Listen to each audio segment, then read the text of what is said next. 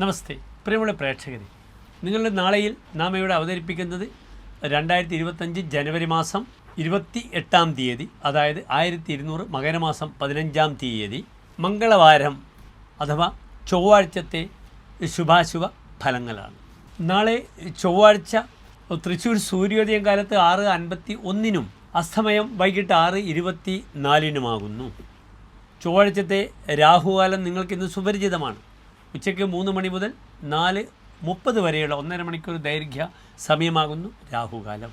നാളത്തെ ദിനം നാം സൂചിപ്പിച്ചു. ശുഭകാര്യങ്ങൾക്ക് നാം സാധാരണ ചൊവ്വാഴ്ച സ്വീകരിക്കാറില്ല. നാളത്തെ നക്ഷത്രവും കാലത്ത് 9 മണി വരെ പൂരാടം നക്ഷത്രമാകുന്നു. നാളെ തിഥി വളരെ ദുർബലമാണ്.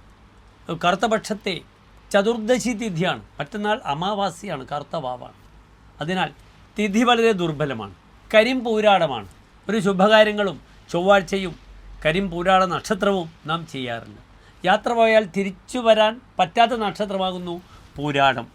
അതേ രീതിയിൽ വിത്തിട്ടാൽ പൊടിക്കാത്ത നക്ഷത്രവുമാകുന്നു പൂരാടം. പൂരം, പൂരാടം, പുരൂരുട്ടാതി മുപ്പൂരങ്ങളെല്ലാം തന്നെ ഒരു ശുഭകാര്യങ്ങൾക്കും നാം സ്വീകരിക്കാറില്ല. പിന്നെ തിഥിയാണെങ്കിലോ വളരെ ദുർബലവും.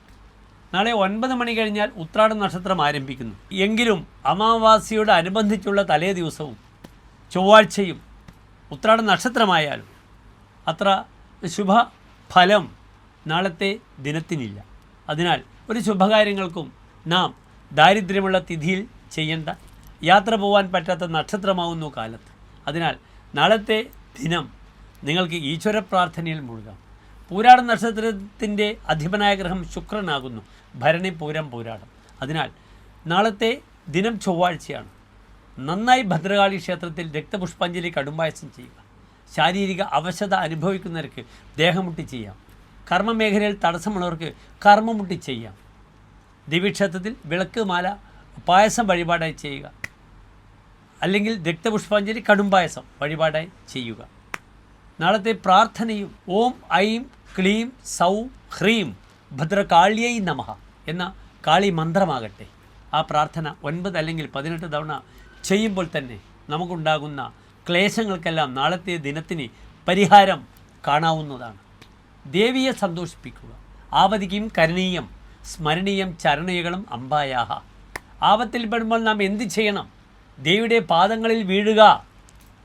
ആ പാദങ്ങളിൽ നമസ്കരിക്കുമ്പോൾ തൽസ്മരണം കിം കരോതി ബ്രഹ്മാദീനവി കിങ്കരി കരോതി. ബ്രഹ്മാവ് മുതലായ ദേവതകളെപ്പോലും ഈ ഭക്തൻ്റെ അടിമയാക്കി മാറ്റുമെന്നാണ് പറയുന്നത്. അത്ര ശക്തമാകുന്നു ദേവി പ്രാർത്ഥന. ദേവി മാഹാത്മ്യമായാലും ലളിതാ സഹസ്രമായാലും അല്ലെങ്കിൽ മഹാലക്ഷ്മി അഷ്ടകമായാലും ദേവി പ്രീതികരങ്ങളായ പ്രാർത്ഥനകളിലൂടെ നമുക്ക് ചൈതന്യത്തെ നേടിയെടുക്കാം. സൗന്ദര്യ ലഹരിയിൽ ശങ്കരാചാര്യ പറഞ്ഞിട്ടുണ്ട് ദേവിയുടെ മഹാത്മ്യം. ശിവശക്തിയായുക്തോ യതിന ഭവതി ശക്തപ്രഭവിതും നജേദേവം ദേവോ ന ഖലു കുശല സ്പന്ദിതുമപി അധസ്ത്വാം ആരാധ്യാം ഹരിഹര വിരിഞ്ചാദിഭിः പ്രണന്തും സ്തോതും വാ കഥമകൃതപുണ്യ പ്രഭവതി. ശിവൻ്റെ ശക്തിയോടുകൂടി ഉണ്ടാകുന്നു ആ ദേവി. അതിനാൽ ആ ദേവിയുടെ ഉപാസന ഏത് ഭക്തനും വളരെയധികം തങ്ങളുടെ കഷ്ടപ്പാടുകളിൽ നിന്നും പ്രയാസങ്ങളിൽ നിന്നും മോചനം നേടി ഒരു നവ ഉത്ഥാനം, ഒരു പുത്തൻ മാർഗം തെളിയിക്കുന്നതാണ്.